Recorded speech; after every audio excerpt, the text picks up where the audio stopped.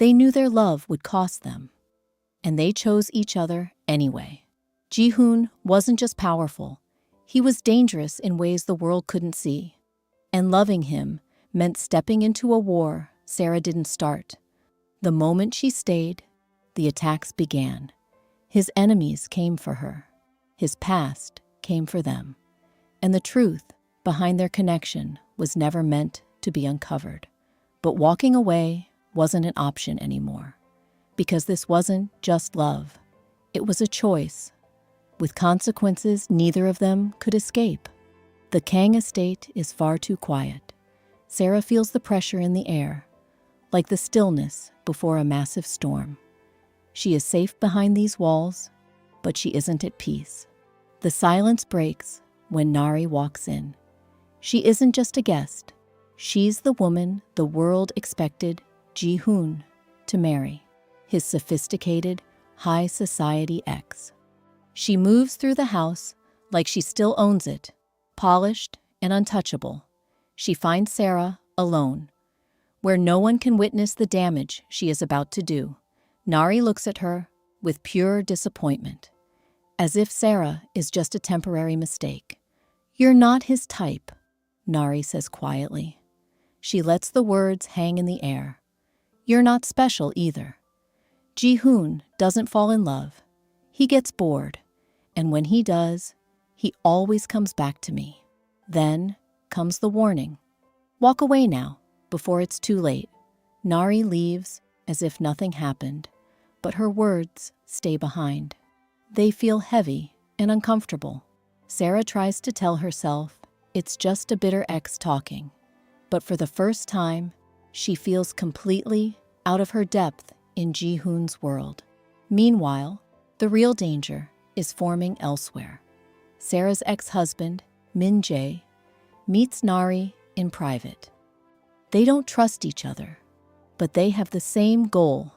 Min-jae wants Sarah back under his control, and Nari wants Ji-Hoon back at her side. They aren't interested in a messy fight. They want a strategic strike. "We don't need to destroy them separately," Min-jae says. "We just need the world to turn on them together." They aren't planning a scene. They are planning a leak. It's not emotional. It's precise. And it's about to change everything. The explosion happens all at once. The headlines hit the internet like a physical blow, tearing their lives apart in seconds. Evidence of IVF manipulation is leaked, but the story is twisted to destroy them both. Sarah is painted as the ultimate villain, an unfaithful wife who cheated on her husband and is now using pregnancy to trap a billionaire. At the same time, the world turns on Ji-Hoon, framing him as an obsessive, predatory man who used his wealth to control a woman's body. Suddenly, the two of them are being publicly dissected. Ji-Hoon moves with terrifying speed. He finds Sarah in the center of the estate, her face pale as she stares at the screen. But it isn't just the headlines that are breaking her. It's the doubt Nari planted. "She was here," Sarah whispers, her voice trembling. "Nari said, 'I'm not your type.' She said, 'I'm just temporary, that I'm someone you'll eventually discard.'" She looks at him, searching for a denial, but his silence is heavy. For a split second, something dark flashes in Ji-Hoon's eyes. It isn't guilt, and it isn't an apology. It's pure, cold rage. He doesn't reach out to hold her. He doesn't offer soft words. He simply looks at her with the eyes of a man ready to burn the world down to keep what is his. "I'll fix it," he says. His voice is cold, precise, and dangerous. He doesn't explain how, and he doesn't ask what she wants. And that is the problem, because instead of feeling safe, Sarah feels the walls closing in again. It doesn't feel like he's saving her. It feels like he's reclaiming his property. Min-jae wastes no time. He steps into the spotlight, playing the role of the heartbroken husband with terrifying perfection. In every interview, His voice cracks at just the right moments as he leaks intimate details about Sarah, carefully rewriting her story into something the public will believe. He doesn't need a courtroom. He has the public's sympathy by framing Ji-Hoon as a man who used his billions to steal another man's wife. Min-jae turns the world into Sarah's judge and executioner, and then he softens, just enough. He says he still loves her, that he's willing to forgive everything, and if she comes back, he'll take her back without question. While the media burns, Nari sets a trap of her own. She corners Ji-Hoon in a hotel lobby, the air thick with the scent of expensive perfume and old secrets. She moves into his space, standing too close, her hand lingering on his chest as she speaks in a whisper only he can hear. "You always come back when you're tired of pretending," she murmurs. Then she kisses him. Ji-Hoon reacts instantly, shoving her away with a look of pure disgust. But the damage is done. A hidden camera captures the proximity, the touch, and the kiss, but not the rejection. The images are sent directly to Sarah's phone. No text, no explanation. Just the sight of the man who promised to protect her, locked in a kiss with the woman who wants her gone. When Sarah confronts him, trembling and broken, Ji-Hoon makes a fatal mistake. He doesn't explain the trap or offer comfort. He simply dismisses it. "It meant nothing," he says, his voice cold and flat. To him, it's a distraction. To Sarah, it's proof that she is alone in his world. Ji-Hoon goes to work in the shadows, identifying the link between Nari and Min-jae, but he keeps Sarah in the dark, thinking silence is protection.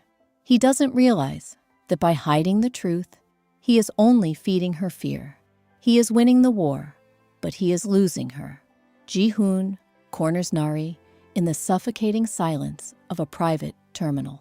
He is a wall of icy fury, his presence vibrating with a violence he refuses to let show. Nari, however, remains untouched. She watches him with an amused, knowing smile that says she's already won. "You don't hate me, Ji-Hoon," she whispers, her voice smooth as silk. "You hate that I know exactly who you are, better than she ever will." And now, she's starting to see the monster too. In his desperation to fix the fracture, Ji-Hoon defaults to his only instinct, dominance. He doubles the security around Sarah, limits her phone access, and tracks her every movement. To him, this is a fortress. To Sarah, it is a prison. She feels the walls closing in, the same suffocation she felt before him. When she realizes his protection is just another form of ownership, she pushes back, rejecting the guards and the silent surveillance. But Ji-Hoon has moved the war to a different front. He doesn't attack his enemies emotionally. He dismantles them structurally. He targets Min-jae first, quietly pulling business connections and freezing accounts. By leaking just enough financial instability to scare off partners, the narrative shifts. The heartbroken husband is rebranded as an unstable opportunist.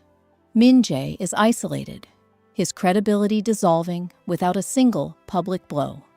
Nari is handled with even more precision. Ji-Hoon doesn't attack her power. He simply shrinks the world she lives in. He quietly buys out the companies her family relies on and moves her key allies to business deals thousands of miles away.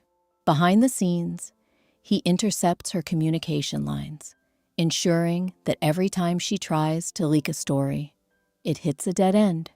He doesn't silence her. He just makes sure no one is listening. Socially isolated and strategically sidelined, Nari finally realizes she is fighting a war she has already lost. She calls Ji-Hoon one last time. Her voice is controlled, but the bitterness is clear. "You've already replaced me in your world," she says. There's no point staying in it. Then, she drops the final emotional trigger. I won't stay here just to be humiliated by you and her. With her influence gone and her pride broken, she leaves the country, not because he forced her, but because he made her irrelevant. Min-jae arrives at the meeting, smelling of desperation. His credibility is rotting in the public eye. And, with Nari gone, he is a man drowning in his own narrative.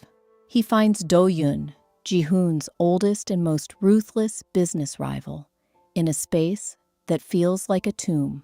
Do-yoon is the only man with enough wealth to challenge the Kang Empire.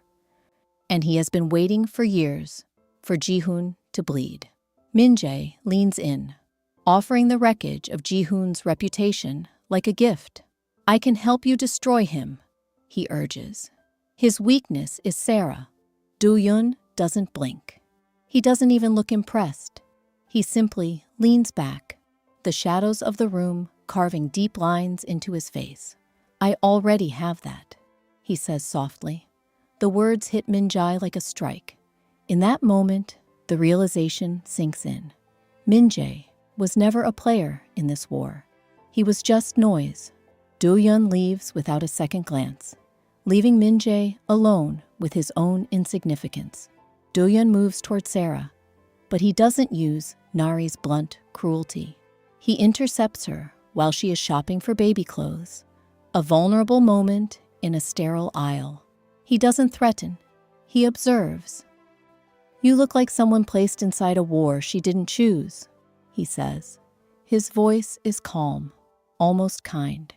He speaks of protection that feels like a cage and love that started with a lie. Sarah tries to turn away, but the words stick. They mirror the exact doubts she has been hiding. When he offers her a way out, a life without control, she doesn't agree, but she doesn't tell Ji-hoon either. That silence becomes a canyon when Ji-hoon begins to withdraw. In his mind, he is making her a smaller target by distancing himself from her. He speaks through assistance and stays in the shadows of the estate, thinking distance equals safety. But to Sarah, the silence feels like abandonment. The fewer times he touches her, the more Do-yoon's words begin to make sense. Ji-hoon is winning the structural war, but in doing so, he is slowly losing the one thing that matters most: Sarah's heart. Sarah's phone vibrates in the silence. When she answers, Do-yoon's voice is a low, patient hum, cold and certain. He doesn't offer a greeting. He simply offers a key. If you want the truth about Ji-hoon, don't ask him, he says. Check his office, the one place he never lets you enter. The line goes dead, leaving a physical weight in the air. Sarah doesn't trust Do-yoon, but she can no longer ignore the silence between her and Ji-hoon. She enters the private study, the one place within the estate that feels less like a workspace and more like a tomb for secrets. After searching for a while, she finds the files in the back of a heavy drawer. They aren't just business contracts. They are an archive of her family's destruction. Years ago, a joint project between her father and Ji-hoon's father collapsed. The documents show that the Kang family had a choice: share the blame or sacrifice one man to save the empire. They chose survival. They chose to let her father take the fall for everything. Devastated, she reaches for a separate folder. Inside is a note in Ji-hoon's handwriting, dated years later. Your family paid for a decision that protected mine. I'll make up for it. Then she sees the photographs. They aren't from their time together. They are from years ago. Sarah sitting in a cafe she thought was private, walking home after a long shift, standing in the rain. The realization is a cold, suffocating wave. Ji-hoon didn't just meet her by chance. He has been watching her life from the shadows for years. Her solitude was never truly alone. Every private moment of her past was lived under his silent, watchful gaze. The confrontation happens in the cold glow of the office lamps. Sarah holds the photographs up, her hands shaking. "How long?" she whispers. "How long have you been watching me?" The realization hits her. The baby isn't just an heir. It's a strategic asset in a war that started long ago. Ji-Hoon looks at the photos, then at her. He doesn't flinch. He doesn't deny a single thing. "Long enough to know I wasn't wrong about you," he says. "I didn't approach you blindly, Sarah. I don't let chance decide what is important. But that doesn't change how I feel about you." He steps toward her, his gaze intense. "I would make that same choice again." Sarah looks at him, not as a protector, but as a man who crossed boundaries she didn't know existed. "I need space," she says, her voice quiet and final. "I'm staying at a hotel. You don't get to play God with my life and still keep me in it." She walks out, leaving the Kang Empire behind. Desperate for a different truth, Sarah reaches out to Do-Yun.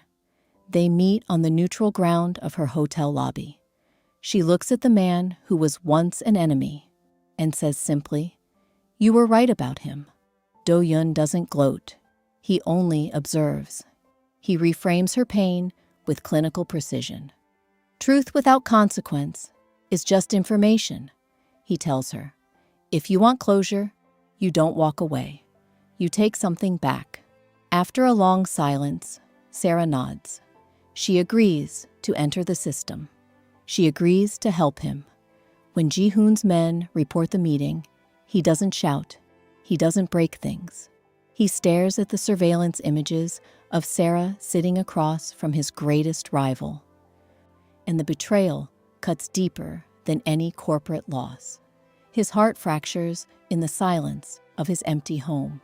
"I protected everything, except the one thing that mattered."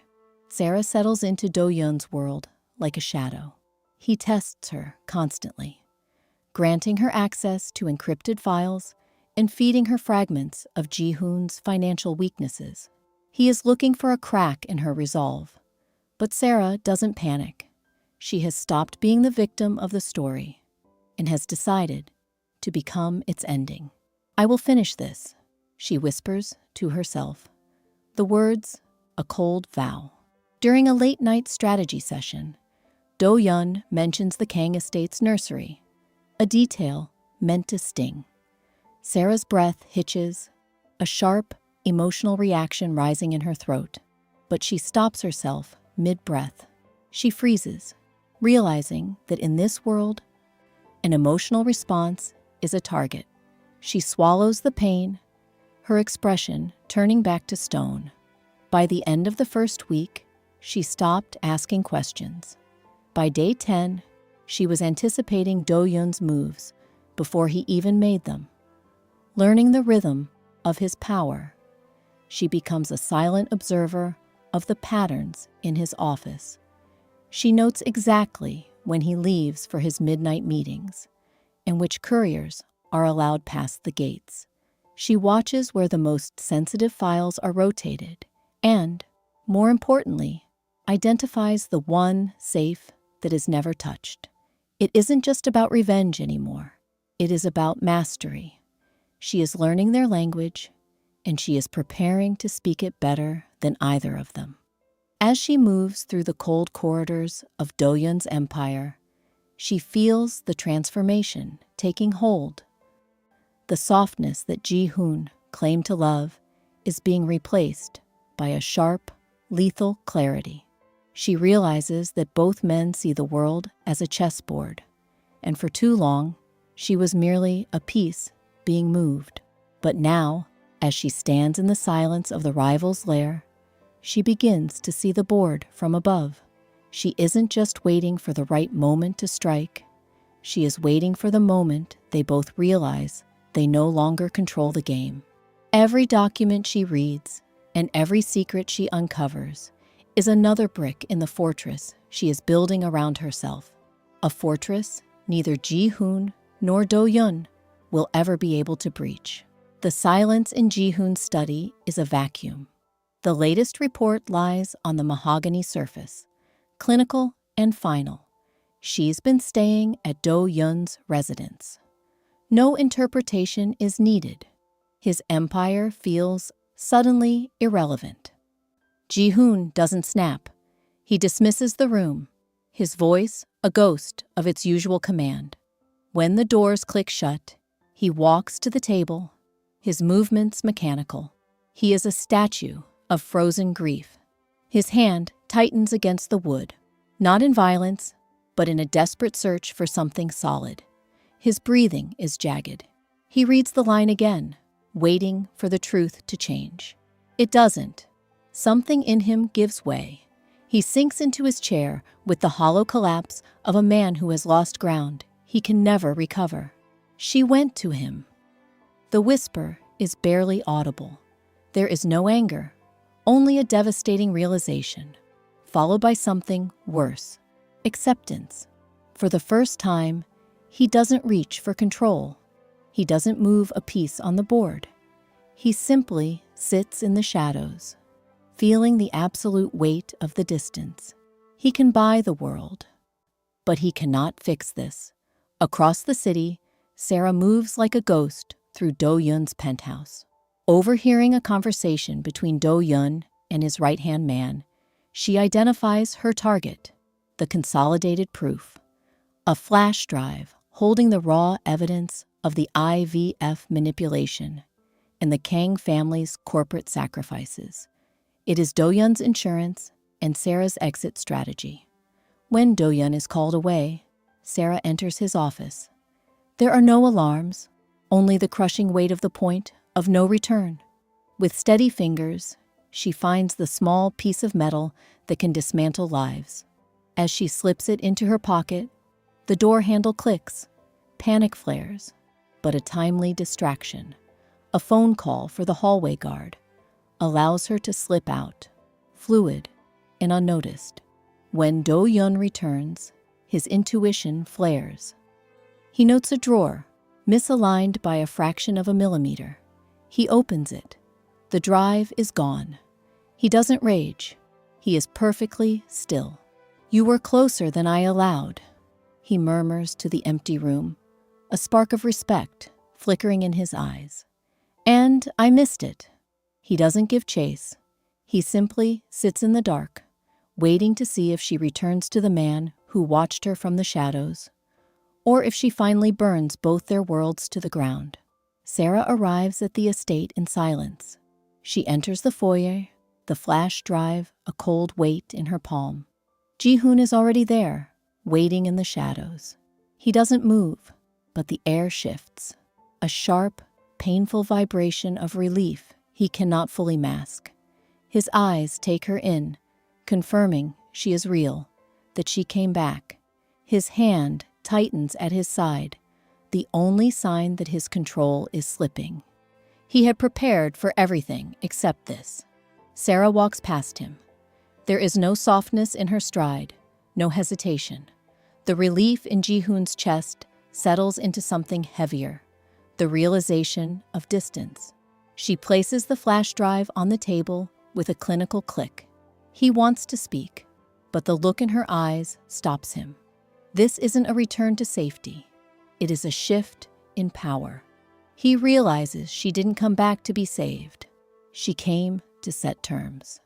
"No more secrets," she says, her voice final. "No more decisions made for me. You don't protect me by controlling me. If I stay, it's because I choose you, not because you built a world I can't escape." She doesn't sit. She stands before him, setting boundaries like laws. Ji-Hoon holds her gaze.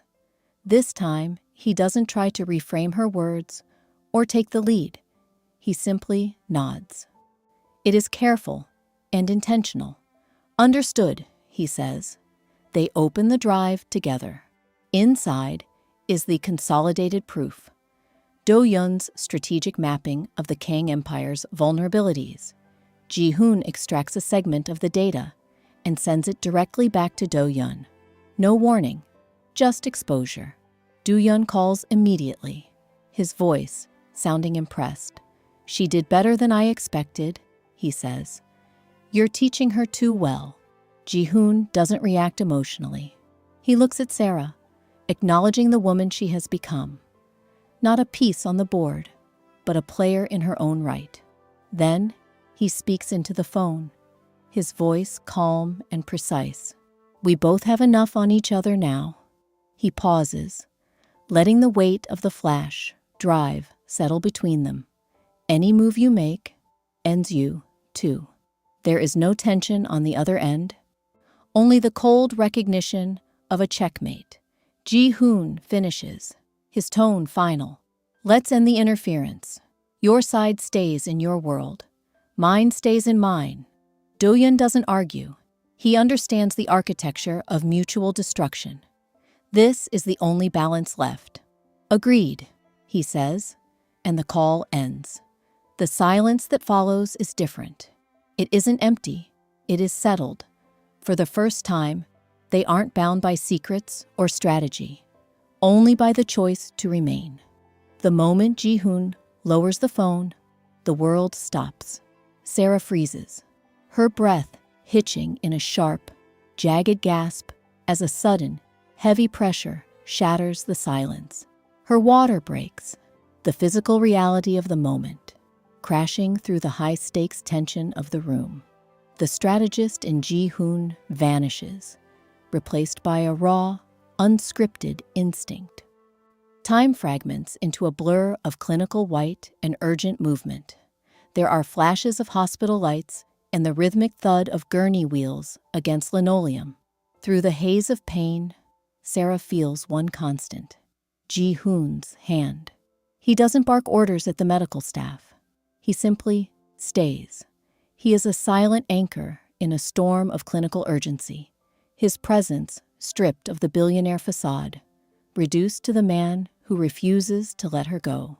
In the quiet aftermath, a baby girl is born. Ji-Hoon holds his child, his movement awkward and incredibly careful.